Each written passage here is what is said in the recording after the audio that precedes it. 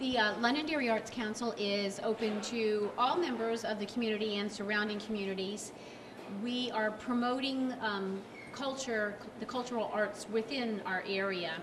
You don't have to be a Londonderry resident to come to our meetings. We meet on the third Monday of the month at 7 p.m. in the town hall, generally the Sunnycrest room.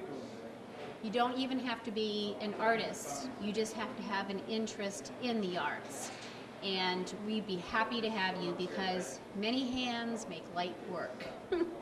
For instance, setting up this show today, we had volunteers running around putting out the signs last night and this morning, people making wooden signs, people handing out raffle tickets, making coffee, handling the food. So there's a lot of things that go into running the show that it's very helpful to have more people to help you with.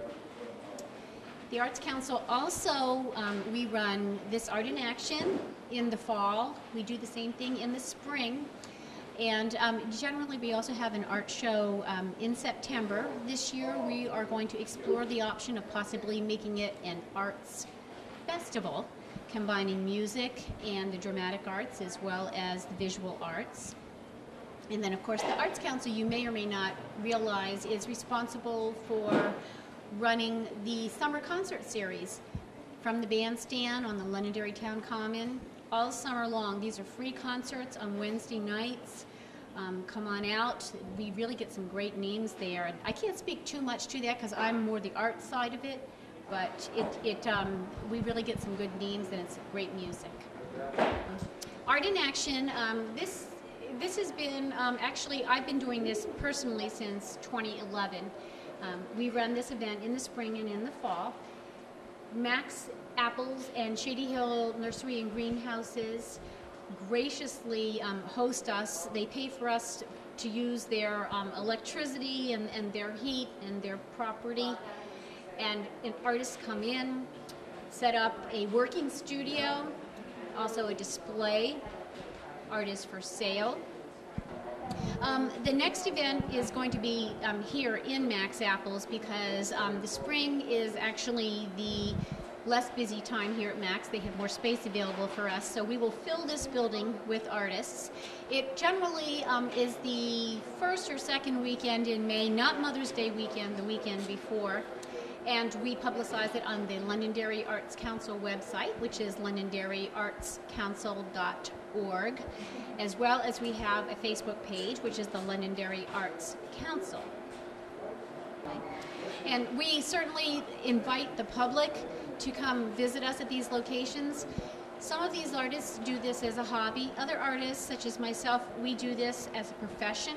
And it certainly helps us, the more exposure we have. Perhaps you tell someone about our art, or even if you buy something, that's even better. But we really like the opportunity to interact with the public. And artists are always welcome. You don't have to be from this area. Generally here in November, it is open to more than just two-dimensional mediums. For instance, this year we have a printmaker, we have a weaver, we have a papier-mâché sculptor.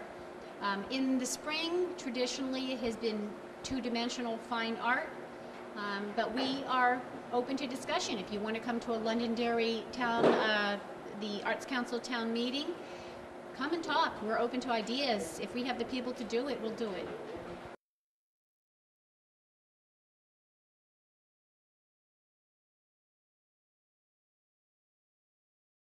My name is Kimberly McCarthy. I'm a bookmaker and a printmaker, and I'm demonstrating some of my bookbinding today and displaying some of my prints as well. Sure. I draw a lot of influences from nature. I do a lot of sketching outdoors and then use those sketches later, compile them into new images, and use them for my prints. And the books are something I like to do on the side. So, well, I took a course. I studied abroad, and I learned bookbinding abroad. And my professor was really inspiring. And I fell in love with making books. I'd never heard of it before. A lot of people haven't heard of it. and the structure of the books just really drew me in. So, yeah. Well, I have a website, and I'm trying to get my stuff out there. I'm not in any galleries or anything yet, but hopefully soon. Being an artist is about creating things and also about showing people things, the way I see the world and what I think is important. That's what my art is about, and the images I create are things I want people to see and I want people to notice.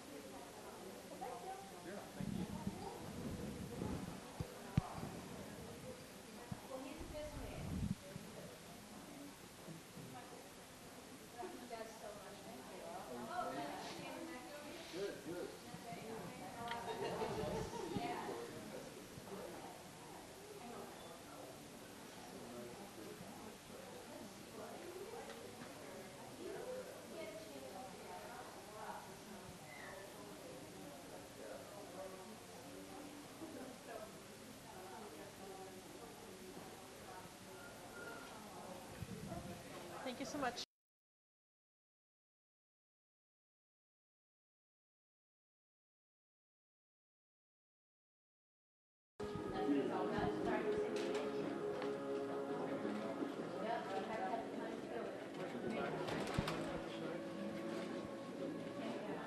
My name is Ginny Nickerson. I am painting in this wonderful Art in Action group. We're having a really nice time working together, and though it's a little chilly here, we are having a painting. Actually, not all of us paint. There's other people down the line here. My artwork, I work in oils, standard oils. I work on a red background in order to create a glow and to add interest to the painting. I have been painting, my husband says, since the dinosaurs roamed. But I've enjoyed all manner of art since very young. I went to Mass College of Art and then taught art for many years. Afterwards, I lived on a schooner and enjoyed many years of adventure there and gleaning all kinds of background for my art. And now I am, my years are devoted to oil painting, and it really warms the soul to do it. I can be found, I'm in Deerfield, New Hampshire, and I do not have a website, but you can find me at GN Sailaway Studio at gmail.com.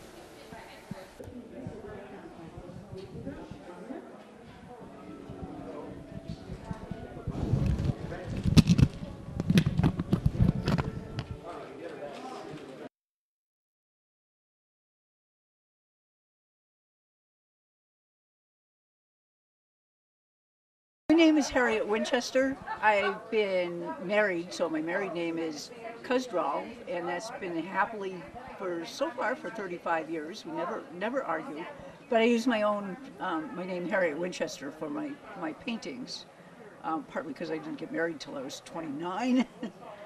I, as I said, did painting from when I was a child, and went to Rhode Island School of Design back in the time when all you were really allowed to do was abstract expressionism, which I didn't care to do. So I came back to New Hampshire, got a regular job, and saved a bunch of money over 10 years, and found a perfect guy and a nice little house.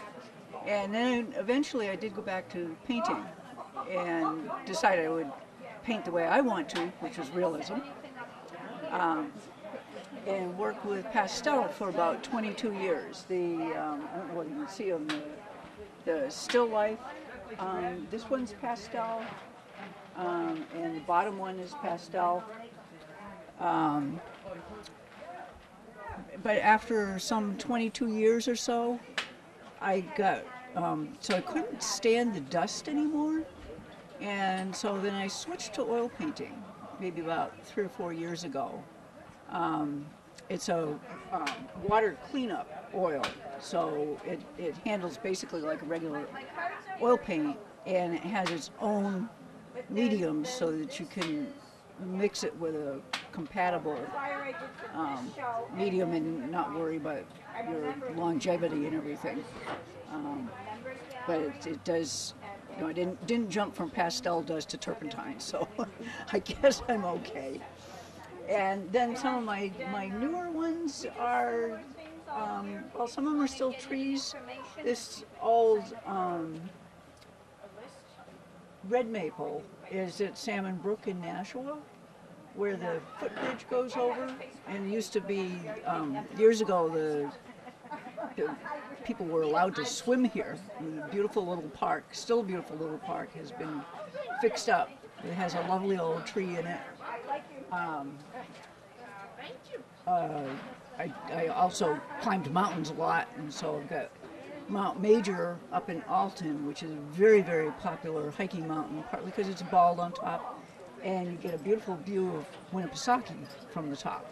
If you look in the Nashua telephone book, if anybody uses telephone books anymore, I'm actually listed under Harriet Winchester, and the number is there for my home and studio. Most of my paintings I sell at outdoor shows, and other things you could probably, I have had things at Maison de l'Art in Nashua. I don't currently have anything there, but the gallery owner does know me, and you could ask her too. I got interested in old trees maybe 3 years ago when I was reading Bill Bryson's Walk in the Woods about the old guys who decided they would do the Appalachian Trail without having the foggiest idea what they were doing. And in there he talks about the way the trail has changed since what was laid out in the teens and 20s. And it used to go through some villages and some farms, but now it's been rerouted, so it goes on the ridge lines, and it's going through woods. You can spend a couple of days just walking through the woods, and the trees are all maybe 8, 10, maybe 4 to 6 inches, because they're all fairly new trees. And then he says in there a little bit about what the forest looked like when the trail was laid out. There were still American chestnuts, which in some places were 1/4 of the trees, and they're 4 feet in diameter, 6 feet in diameter. I just started thinking about how different the forests looked and how wonderful the old trees were. And so this particular tree is it's a white oak that's in Nashua in some conservation land that was in the same family from 1770. And it's, my husband and I think it took one of me and 2 of him to reach all the way around it. So it's a good, will be 15 feet anyhow in diameter, or maybe a little more. And it just has, it maybe, it's probably not as old as the conservation land. Maybe, because the conservation land is more was in the same family for more than 200. So whether this is original with that farm from way back when, I don't know. But I just got very, very interested in the old trees.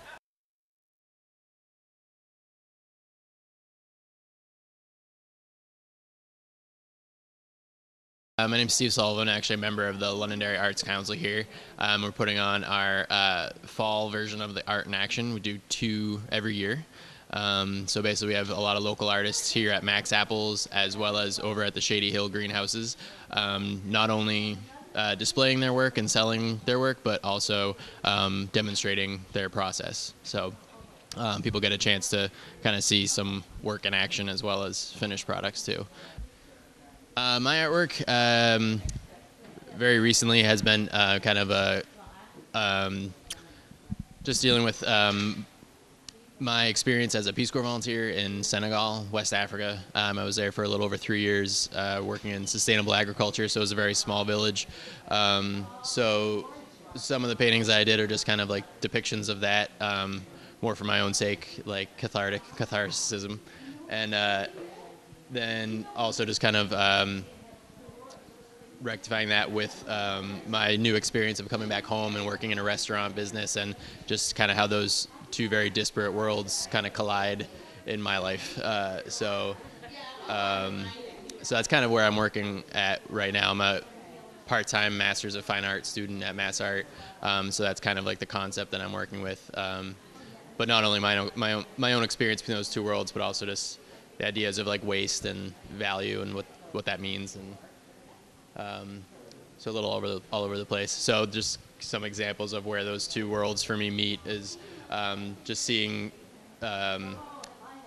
similarities, I guess, formally between the village life and the agricultural experience there, and then the first world restaurant food production business.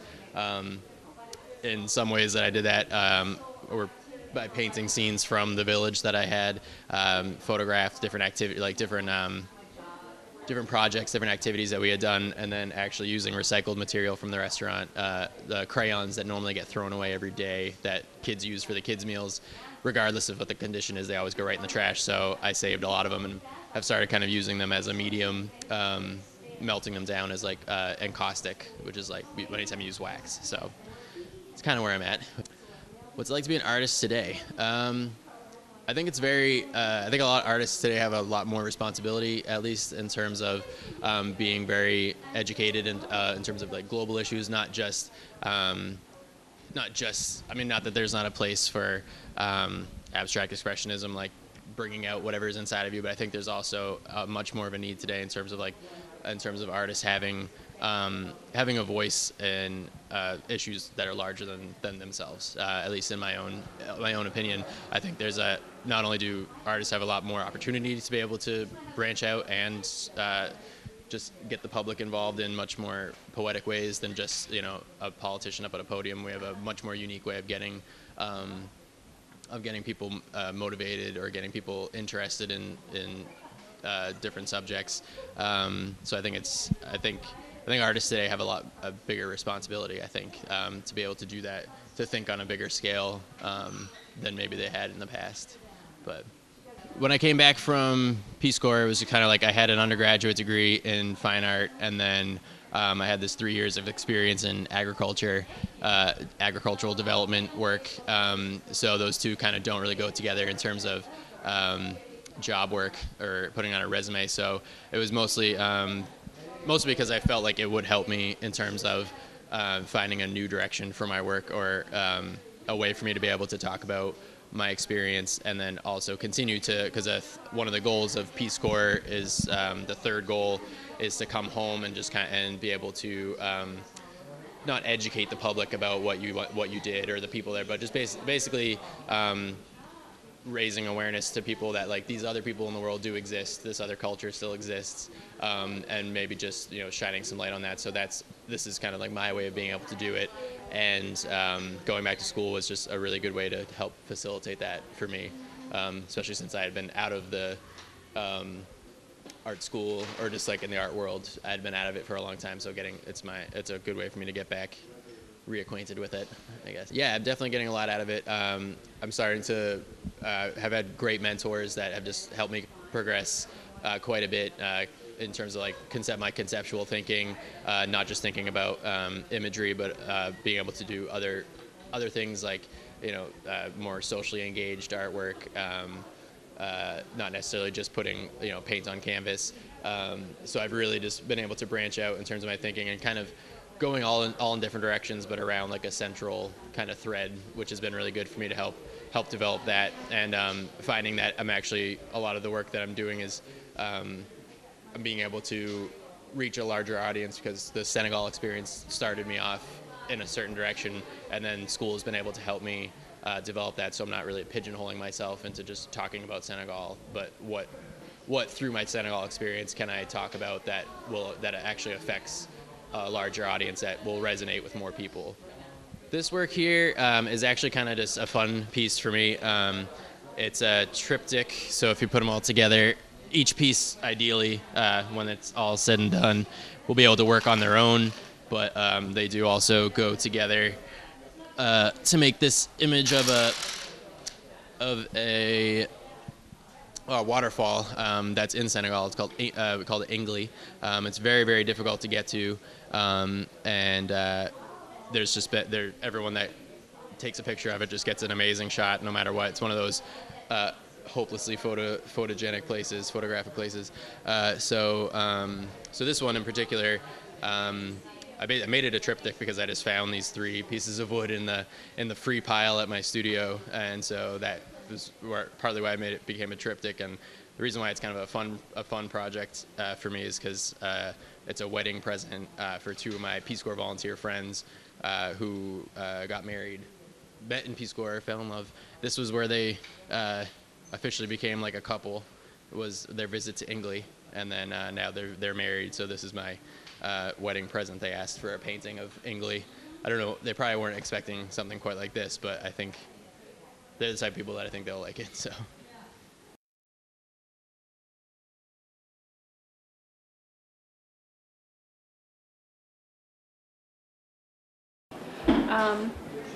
My name is Kate Kilgus. I'm from Londonderry, originally born in Buffalo, New York.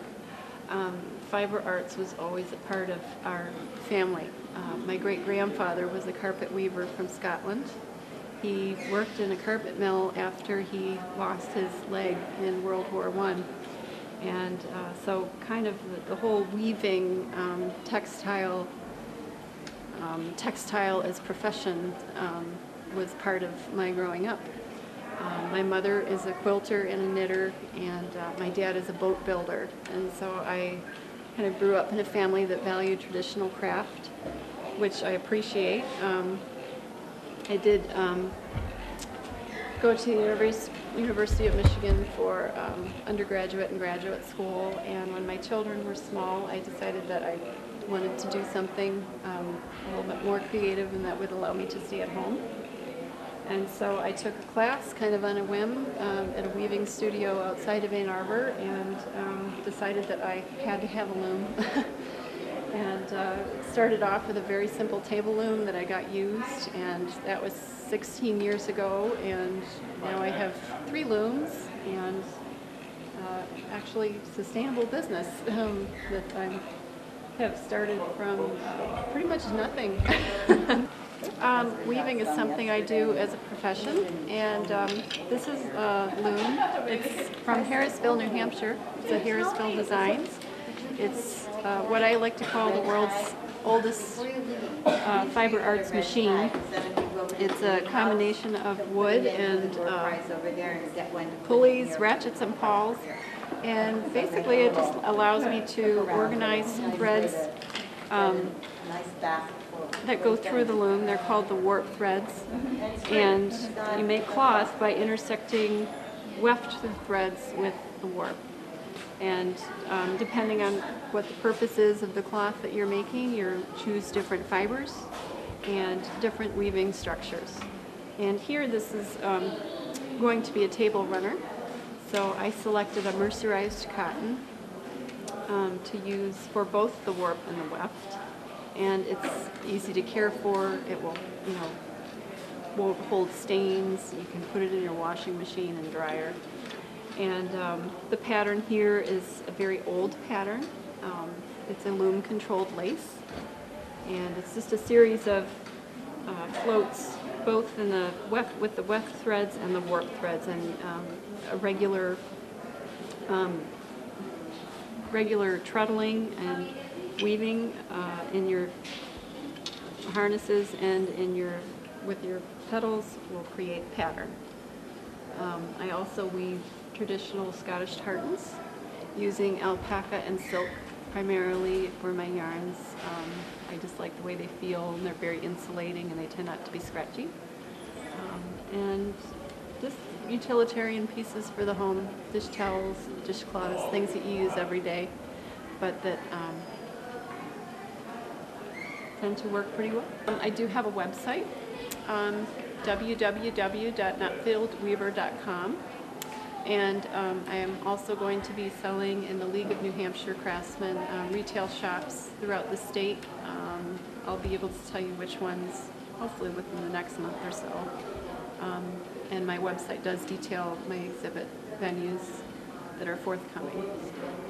I just started participating in the Arts Council. I was invited by Barbara Scott to come to some meetings and to participate in this Art in Action, and it's been great to meet fellow artisans in the community and artists, and I think that the work that they do is just fantastic, because it does allow us to meet our neighbors and show them what we do, and it's a really important thing to keep a community unique and interesting.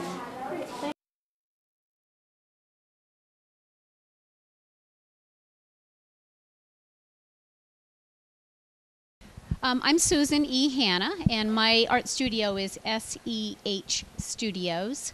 I'm located here in Londonderry. I do work out of my home. This is what I do for a living. I sell my art at exhibits like this, and also in businesses. For instance, my art always hangs year-round in the tasting room of the Moonlight Meadery, and it's in various places up in the White Mountains. I'm a painter in oils. I generally do realistic, what they call representational art, where you can tell what it is by looking at it. I do some acrylics. I do about half of my work while I'm actually in plein air, standing out in the field, painting the scene that I'm looking at. I travel up to the White Mountains. I travel to the seacoast. I travel up and down the coast of the United States, painting wherever I go. But the other half is work that I do in the studio. Generally, larger pieces are studio pieces because they are simply, it's too big to carry around in the wind. And when you're painting outside, the scene changes, the light changes, the weather changes, that sun keeps moving across the sky. So you don't necessarily get the same light as you would when you're working in the studio. Being an artist today, for me, is very fulfilling because it's a very peaceful endeavor. Yes, I'm working a lot. There's a whole business side that takes you out of the studio, away from the easel. You're not painting, you're not producing. You have to have a website.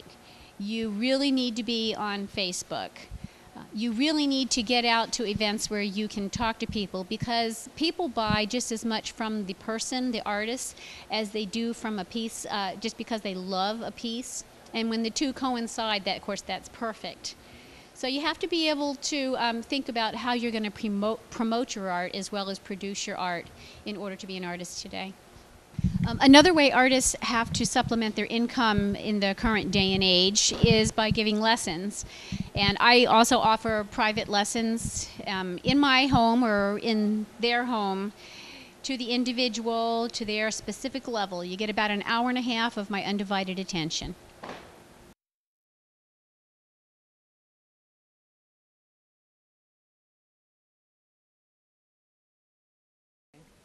Hi, I'm Mary Ellen Brown. I have been painting most of my life, but I have settled in on pastels, which are solid pigment. If you crushed them up and added oils to them, you would have oil paint, but I like the idea of being able to work with them dry. I feel that they give me a really good depth in my paintings. And I used to do mostly portrait paintings in both oils and pastels. And since about the late 2000, like 6 or so, I've concentrated on still lifes. I am a realist because I just love reality because it speaks in every language in the world. I also like it because I'm very detail oriented, and I can do a lot with the pastels and the soft pastel pencils.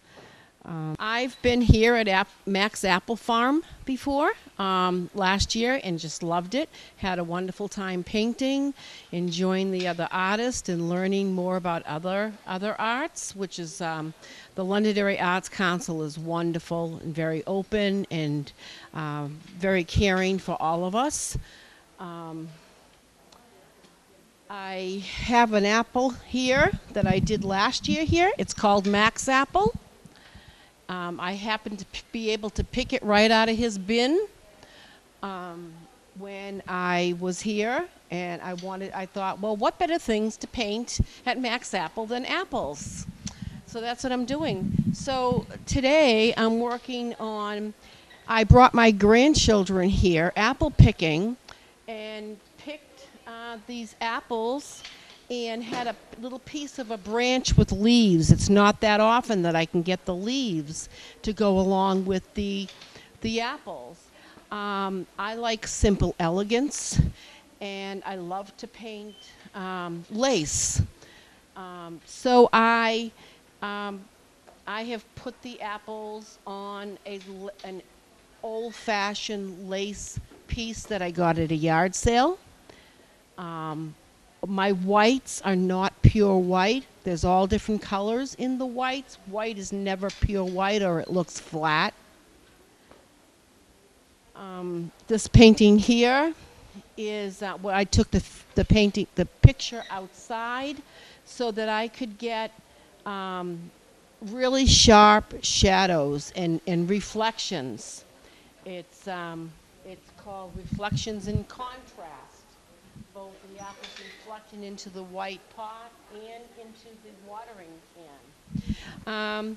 I am a full-time artist now. I have a studio in my home. I just love painting. I could paint from morning till night. I just love it. To me, it's the most relaxing thing that I can do. And the reward of the product that I get at the end is wonderful. I do have prints made and cards made at a place in Methuen that does a wonderful job. And it's part of my life since I was a child. I've painted since I was a child, and I just truly believe that it's a gift. But I think anybody can learn to paint. I really do. I am in several galleries. I'm in the Sharon Arts Gallery in Peterborough. I'm in the Maison de l'Art Gallery in Nashua. I have a website, which is www.maryellenbrown-fineart.com, and you can find my work on there and contact me. I am going to be starting a new thing. Marketing has changed amazingly. When I was in college, my minor was marketing, and it's changed amazingly since then with all of this online selling. So I am now developing an online, I have a website, but I'm developing an online store to sell paintings. And I'm going to be having some printed on canvas wraps so that somebody might not need glass or a frame. Regular pastels need to be protected with glass. And I frame, my husband does my framing, he's wonderful. and I frame mostly in gold because if you go into a museum, which I hope I'm in someday, every frame that you see is gold.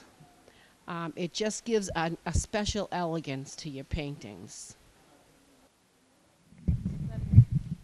Every, every, every painting that I do has a story behind it, and I believe that painting and art records history. And so there's a story behind every painting that I have. The one that you see in the center, the print, is a Limoges, my friend's Limoges letter carrier. And I put it into a Victorian setting. The lamp came from my living room, and I put the red cloth down the back. I also have been trained in photography, so I know how to get the use photography techniques. I take all the pictures myself, and my husband puts them on the computer for me so that we can print them out. And some I stick right to the to my picture, and some I change according to what's more pleasing to the eye.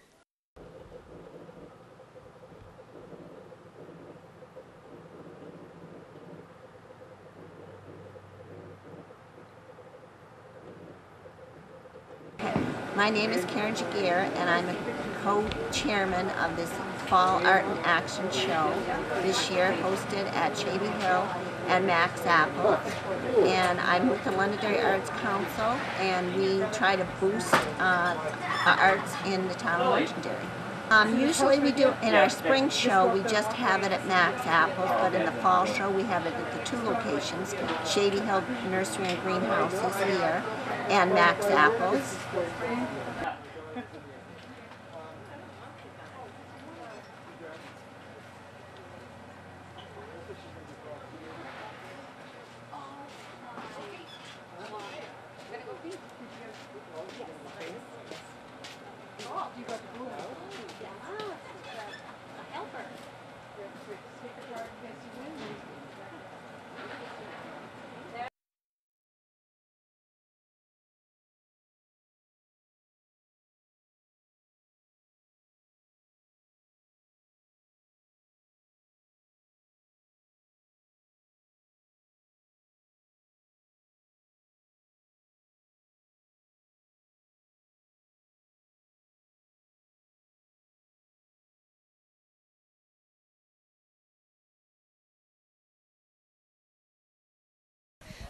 My name is Kimberly.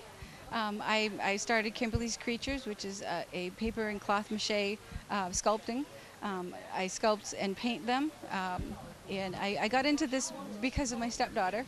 I was trying to get her off of Facebook and off the iTunes and wanted to get more involved with her, so I thought, what kid doesn't like paper mache?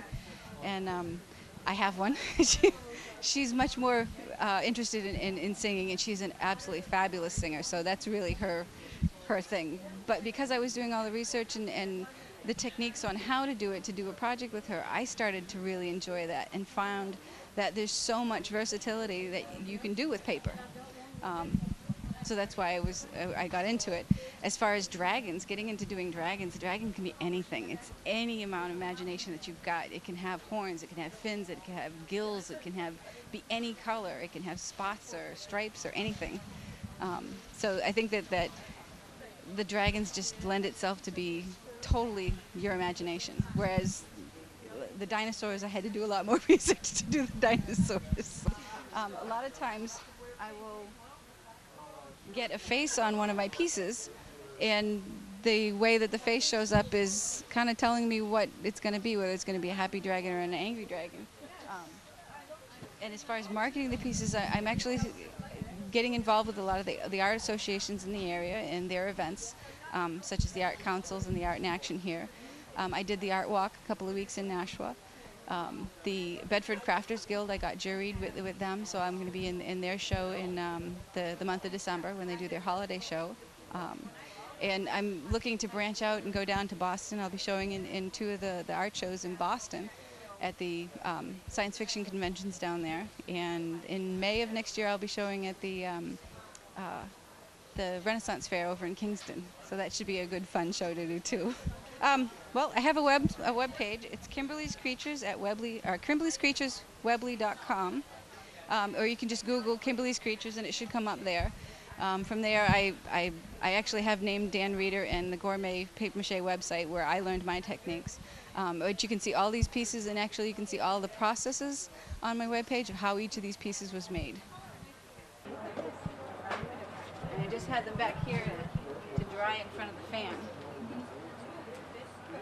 But you can see how the eyes on them and the faces on them will really make a difference on what they look like. He's happy and got bright horns, and he's kind of sinister, and he's got more sinister. It is. So it sets their personality. Yeah, it does.